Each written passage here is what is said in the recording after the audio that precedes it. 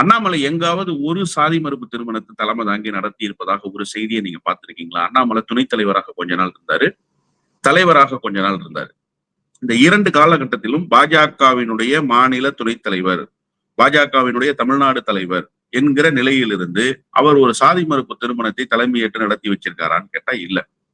அதே மாதிரி கமலாலயம் கட்சியினுடைய தலைமை அலுவலகம் சென்னையில இருக்கு இல்லையா, அங்க எப்போதாவது ஒரு சாதி மறுப்பு திருமணம் நடந்திருக்கா அப்படின்னு கேட்டா எந்த காலகட்டத்திலும் சாதி மறுப்பு திருமணம் அங்க நடக்கல.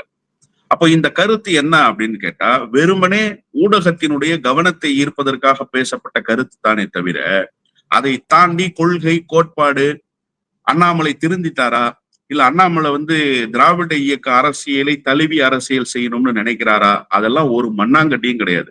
அப்படி ஒரு எண்ணம் அண்ணாமலை போன்ற மரமண்டைகளுக்கு ஒருபோதும் வராது. நீங்க சங்கியா இருக்கிறது ரொம்ப எளிது.